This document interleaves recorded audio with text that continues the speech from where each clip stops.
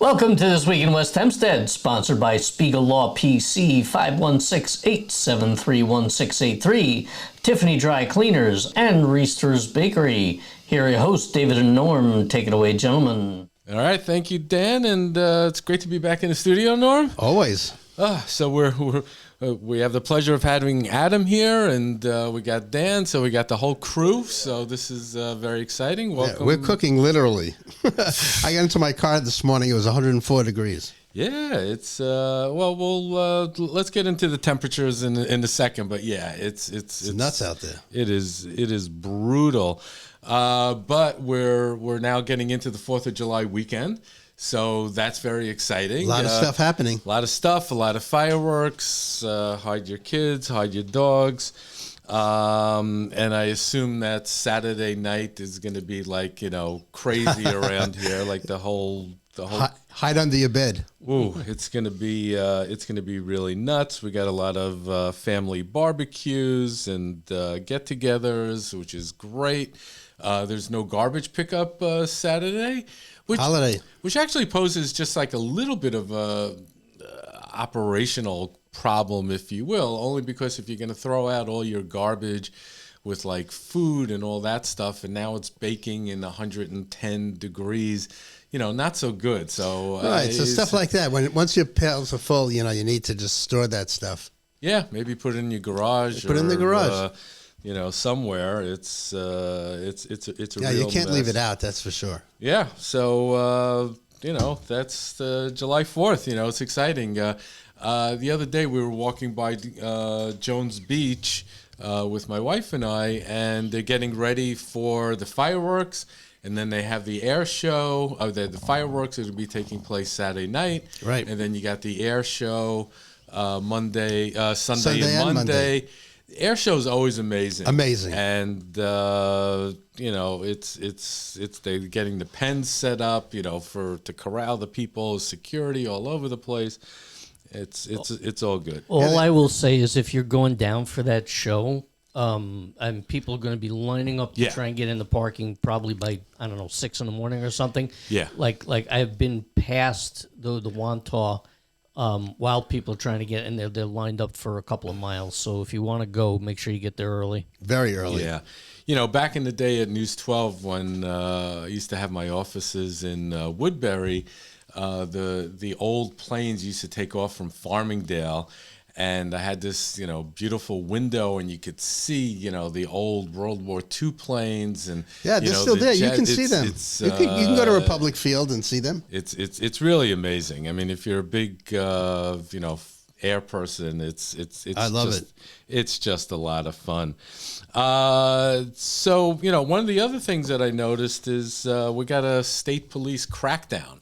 Which, on the highways, which is like a major issue. I've been doing a lot of driving the past week, all over the country, and I can tell you that there are cops like everywhere. I never saw more cops. You can go from, in the old days, like last year, you can go from West Hempstead to Ohio and not see one single cop the entire time.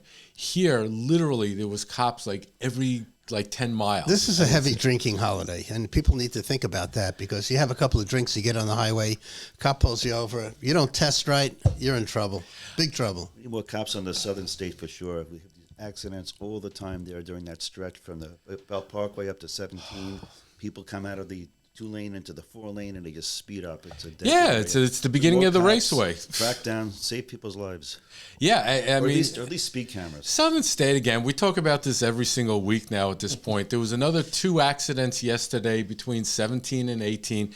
It's literally like a daily occurrence. And the week before that at 20. So it's constant. I had read somewhere, and Adam and I were talking about it before, but I just didn't find the reference, that old police station by about exit 15. Yep. I think they're opening it up again. For what? For cops? For cops, I hope. I mean, when you go outside of this area, they're now setting up speed sensors, so if you're on, some interstates, they're already flagging you. You have drones that can track you. They have these devices on police cars where they can shoot something at your car that then, there's all sorts of things that you don't have to get into a high-speed chase. Right. Why don't they do that on the southern state? Why can't they just corral it back? Well, just cameras. They're all over the city. Someone's going 70 and they're on the... Yeah, put a speed bump on the highway, right? Let the cars go. Back to the speed bumps. The only thing I'm going to say about it is a couple of things. First of all, maybe not speed bumps on the highway. we all It could be dangerous. we all understand. We all understand that there's just not enough cops to cover absolutely everything, and the other part of it is, especially in the city, like half of the purpose behind those cameras is revenue generation, not necessarily safety. Yeah, they gave out 10,000 tickets last July 4th. That's a big number. So, clearly it rings the cash register. And if you want to drink and drive on July 4th, you're just as dumb as a rock. So, good luck to you. Any other day. Yeah. Yes, exactly. Wow. So Hot enough for you now? Yeah, so let's get into this heat. It is the summer and it does get hot. The news wants to blow it up like it's, the end of the world. But as kids, you know what? Even in the 60s, there were plenty of summers where it hit triple digits and they opened up the fire hydrants, and that was the end of it. We're not used to it. That's what it is, we're a bunch I drove in the desert once and put my arm on the windowsill, and oh my God, it almost burned my elbow off. And that's what it's like now. If you put your hand out while you're driving 30 miles an hour, it burns. Yeah, but at least in the desert, it's a dry heat, right? Once you hit over 100, there's no such thing as dry heat. You fry. I will tell you, I was at the Grand Canyon many, many years ago, and I noticed that Arizona hadn't changed the clock. So I go to the one of the park rangers there, and I'm like, how come you guys don't change the clocks? He's like, sir, it's 118 degrees in the shade. We don't want any more daylight than we need. And I'm like, oh okay, I got it now.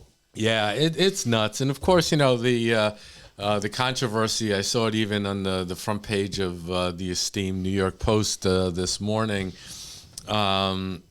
And I say that facetiously. It was all about Mayor Mondami telling New York City people that they got to set their thermostats to 78.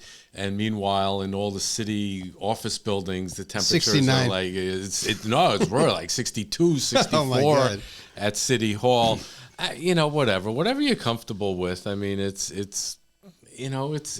Well, you're an American. You have a right to set your thermostat wherever you want. The Europeans are saying that it's our air conditioning that's making it hot over there, and I think their grasp of meteorology is a little weak there. I don't know. But yeah, what the heck is going on with Europe? And people dropping like flies. They don't have air conditionings. I don't get that. The buildings are they don't even have the right electricity to support all these air conditioners.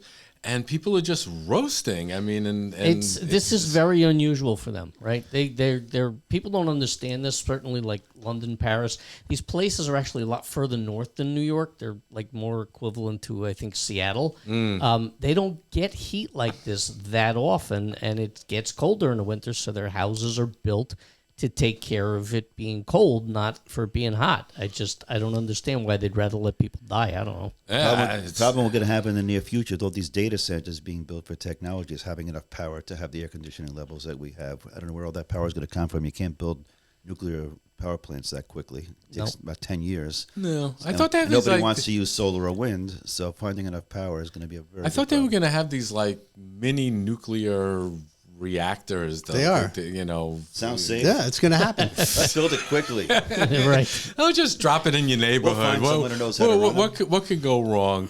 Well, what was the power plant that they Shoreham?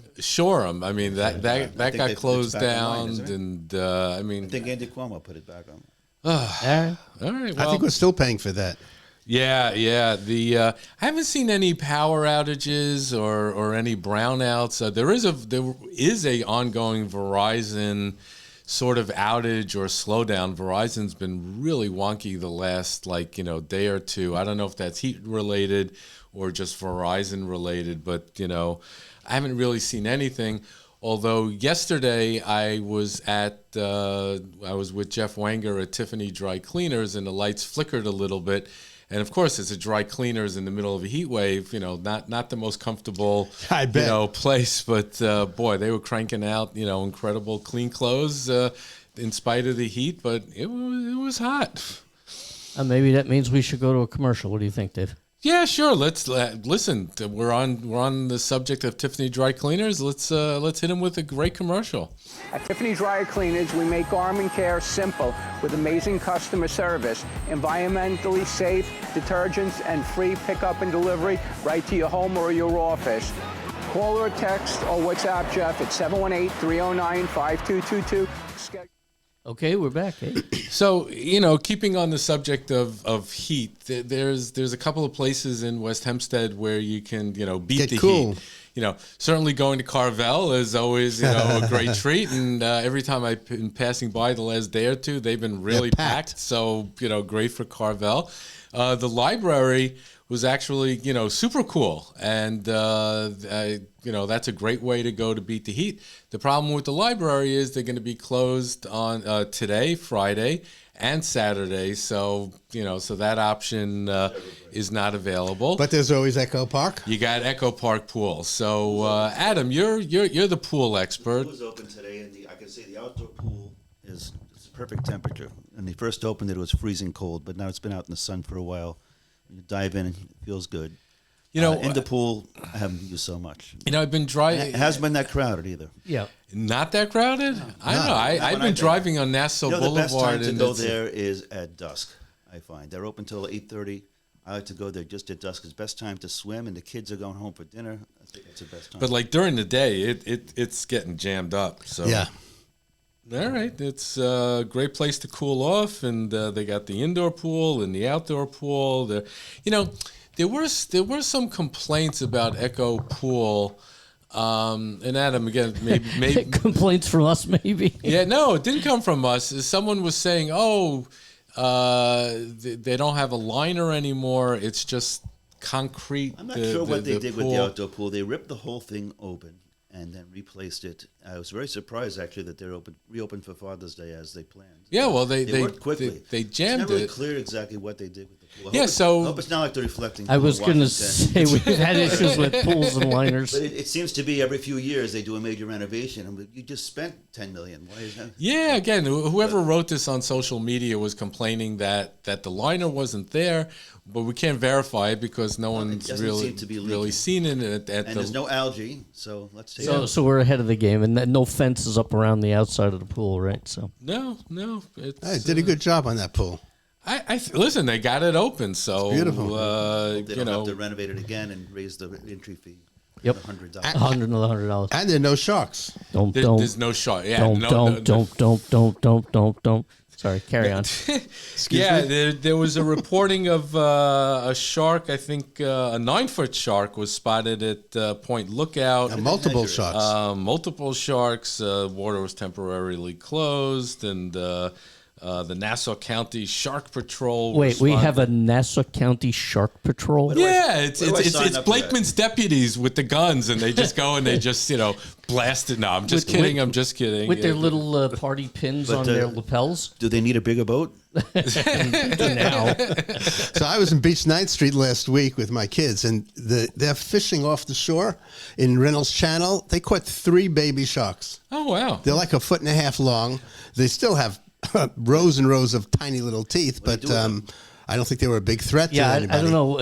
Adam's asking what they do with them, but I actually throw them back. I saw something, just some social media thing I ran into that apparently it's a good time for like sharks and whales off of Long Island, like not that far off. People from the beach have seen the whales because I guess the fish that they eat are all sort of swarming now. So well, the water's warm, so it's driving the fish, which drives the sharks. Sharks live in the ocean. That's what they do. I mean, it's like you got to be careful if you're swimming out in the my father of blessed memory, he was a great swimmer, and he used to swim like 50 yards out, like going back and forth in the ocean. Lifeguards used to be screaming at him, and you'd see the helicopters overhead wanting to pull. He's like, leave me alone. I'm an 80-year-old swimmer. This is what I do. I think the time is coming when they have to put up shark nets have designated swim areas where They you can do be have protected. in some- I mean, this is their home, you know? Yeah. I know in Fire Island, like on the Bayside, a lot of the areas are enclosed with netting, but you can't do that with the ocean. Why not? Why not? You don't have to go that far out. I mean, go 30, 40 feet out. That's enough. Yeah, I don't know. Well, make sure there's no one playing golf and get the ball in the blowhole. And sorry. She was angry, my friend. So there was a great white shark that was seen in Jersey. Oh my God. That's really Jaws time. All right, well, let's get off the sharks and kind of bring it back locally. Schools are out, which is great unless you're in summer school. And but they recently had the school graduation for the secondary school. And Dan, you were there. What'd you see? I was indeed. My child graduated from the West Hempstead Secondary School, and we're grateful to them for 4 years of help and education. Graduation was great. They had it over at the Tilley Center on the LIU campus. While we were standing online waiting to go in, my wife looked it up. They can fit about 2,000 people. I'd say it was about half full. People brought all kinds of friends, families. People brought giant posters of their kid's head to hold up when the kid walked across the aisle. It was great. Very nice speeches from the valedictorian and the salutatorian, and really just a great day. May they all find AI-proof jobs. May they all indeed, yes. But part of the question, as I saw this again on social media, is if they're having the graduation at the Tillis Center, they're obviously paying for that. But in the West Hempstead School District, they have auditoriums. So why? So let me answer that question for you. Please. God bless the West Hempstead Secondary School. There is no air conditioning in that building. Are you serious? None. I think not even in the auditorium. No. To the best of my knowledge, no, and it gets warm, and the offices have air conditioning. They sent out some mailings over, as it started to get warm, saying if a kid really has an issue, they can go to the office to cool down. School buildings built in the 1940s and 50s aren't configured for it, and if you want another significant price increase, we'd have to talk about getting those buildings brought up to air conditioning standards. There's also the problem of capacity. We're talking about 1,000 people. No, but these are I think they could have. I think they could have fitted in the auditorium, but I think without air conditioning, it would have been really, really unpleasant. Yeah, well, there are fans, but which raises another issue. Again, schools are over, budget's been passed, but there was one person in particular on the official West Hempstead Facebook site, which is one of the more popular sites in the community, who was doing one of their usual rants. Why are school taxes so high? And then go into the whole thing about busing, blah, blah, blah. And then a couple of other people in the community, including the usual suspects, then went and threw gasoline on the fire and saying, they're wasting money and they don't care. Who throws gasoline on a fire with the gas prices where they are right now? Well, they need to close some of the schools down. And it was this raging, going back and forth. And again, nothing gets done. Busing is busing. We know what the budget problems are. They don't change.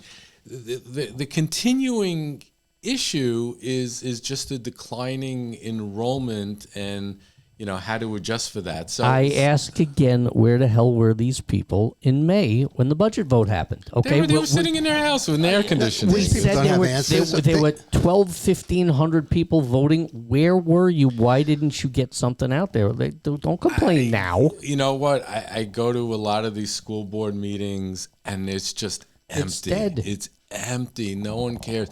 But it's a lot easier to take to social media and just kind of sound off. They don't have answers. All they have is complaints. So they're not part of the resolution. They're just problem makers. I would think putting air conditioning in some of these schools. I think in the secondary school there was a big dust up about this a few years ago, and they ended up installing air conditioning and all sorts of stuff. I was talking to Leslie from the Historical Society. I was over at the library, Leslie McAvoy, and she had said that there's actually time capsules like in all these schools, and she was going to talk to Superintendent Riemann and find out, about them and what's going on. I didn't have any more details. I love time capsules. They were buried when the school was built? Is that the idea? No, I think they were buried like 50 years ago, which actually doesn't seem that long. So, if you want a time capsule, just look around this room. You can see all sorts of things that are over 50 years time old. Capsule. So many years ago, when I was working as the archivist for what was then North Shore LIJ, now Northwell, they were about to do some construction on LIJ. And somehow or the other, I don't remember whether the construction guys found the time capsule first, or I had seen some reference to it being buried in the files. So they actually dug it out. They had a whole camera crew in there, and they were taking pictures. There wasn't a lot all that interesting in there, but they had put some newspapers in from the 50s when the hospital was built, and it's kind of fun to do the digging up. Yeah, I mean, I like the ones that are like 100, 200 years old. Sure. You got some really interesting things. The Historical Society is trying to figure out what to do with. They have all these photographs which go back like forever, and do they want to? Some of the people in this Historical Society want to put a book together. Putting a book together takes a lot of time and money and effort to do. But they're exploring that, and I've been in touch with them. They should put up a bulletin board in the library, like a whole wall of historical information. They do on occasion. And one of the things that I suggested to them is to do just what it is that we're doing, which is you should have a podcast about, the history of West Hempstead. It's not necessarily something that you would do on a weekly basis, but, hearing from people like Carl Riesterer Sr. and John Shea, who's, just has the most incredible, stories, and Duryea, and all these people that, that are really part of what made West Hempstead West Hempstead, right. I think is really great, especially when you have so many new people coming into the community.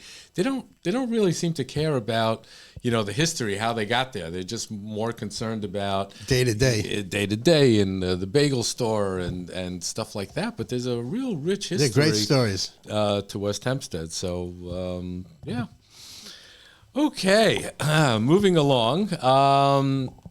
The library. All right. So, we mentioned the library being a great place to cool down. They had a America 250 exhibit, which was really outstanding. I assume it's going to be up after July 4th. So if you do have a chance, head down to the library. They also did an America 250 picnic blanket and pillow program earlier this week, and they had some pictures posted online, and that looked amazing. And listen, pick up a book while you're there. I actually did. I picked up a physical book, and I didn't complain about it. It was actually a book that came out like a few weeks ago, and I was very excited to get it. And well, don't forget when it's due back. And then pay the late fees. Yeah, no. As soon as I walk into the place, the red lights go off, and they're like, it's guilty. They didn't ask you for a deposit. The quail eggs are gone. You got the Library of Things, the Cone of Silence. That's so cool. I love the Library of Things. I don't know if the Cone of Silence is in particularly air conditioned, but but the whole area is cool in the library. Great. And again, they're closed for the next 2 days. Moving along, the Chabad is having a kosher Agave festival or fest. And Tequila. It's going to take place August 4th. I think it's taking place at Chabad, I believe so, yeah. You can go on their website and register for that. That sounds like a really home. Yes, no, definitely do not drive Bring home. a designated driver. Take an Uber. Yeah, or stumble. and you know what? Another great place to cool off is the Somerset Brewery, and I'm not sure if they place. have any bands right now, but boy, you get a nice, cool beer. It's just amazing. It's brutally hot out there, though. Yep. The new building is almost. Oh yeah.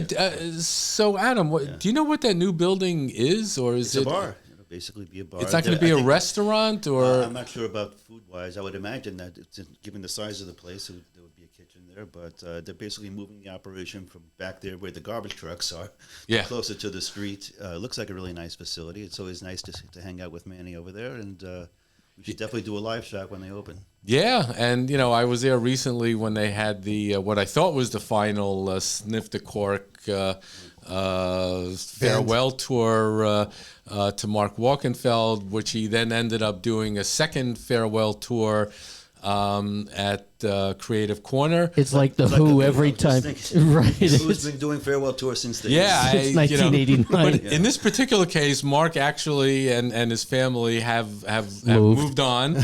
So maybe there's some new Sniff the Cork opportunities. How do you say that in Hebrew? I don't know, but it's Somerset is really a hopping place. Excuse the pun. Oh no, I will not excuse. I would not excuse that at all.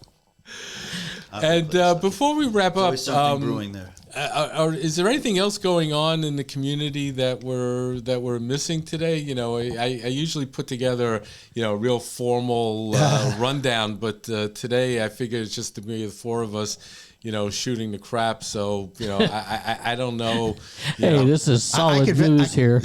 I could vouch for the fresh cookies at Riesterer. I picked up the cookies. They were unbelievable. They're just the sandwich cookies, the small tarts, amazing. Well, it's the semi-quincentennial, 250th anniversary of our great republic. So make sure you put out your flag. Yeah. Have a good thought about America. They had a lot of stuff going on in D.C., but you think it's hot here. It was like broiling baking weather. Jumping in a reflecting pool, despite all. Despite everything, and all sorts of stuff being said about it being the swamp. Where Washington D.C. is built is in fact a swamp. It's miserable. It's muggy at the best of times, and it's probably horrible now. Yeah, but you know what? They have all those state exhibits, and it's a great way to show your patriotism. Head down to D.C. and. It's a good place to be. While we're on Riesterer, by the way, just a couple of things. They got plenty of stuff for July 4th. Red, white, and blue sprinkle cookies, $1 each, and patriotic cupcakes, $1.50 each. Brownies, they're going to be open today and tomorrow part of the day. They're closing at 1 o'clock tomorrow, closed Sunday and Monday. So run down there now, or if you can, tomorrow in the morning, if you want to get stuff for your 4th of July barbecue. Yeah, I'm actually going to be going there shortly because not only do they have incredible July 4th stuff, but they make great challah. So, we never really talk about that or their babka, but they got great things, for Sabbath observers. And, if you want to, ship something, you can go to ourbakery.com. And I've been letter R Bakery. Yes, letterrbakery.com. I've been in the back with Carl Jr. in this type of heat. I've seen it, and it literally is like you think it's hot here. It's 150 degrees, and they're just. He's up in the middle of the night to bake so that everything's fresh in the morning. At this point, you might say, for 100 years. You might say it's baking back there. Yeah, and they do it for the community, and it's greatly appreciated. And I just thought of another event in town. It's Fleet Week. Fleet Week. Yeah, so they're bringing. So what? Are they going to Hall's Pond? They're bringing all of these only military if they're ships, walking, sailing ships. There are thousands of sailors in town. To see New York. Well, it's in New York City, it's a really wild thing in town. But here's so I'm glad that you mentioned this. So at the bicentennial. I remember that they had the tall ships. Yeah, that was Friday. I think the tall ships sailed up the Hudson, so you had an opportunity for people who were able to, get on both sides, whether you were in Riverdale. No, or they are Nyack. doing it again. I'm told. I don't think they're going up the Hudson. I don't know how far they're going, but I am told by a friend of mine who lives up there that you can be on the Upper West Side, and you'll be able to see the ships again. I don't know how far up they're going, but I believe they are.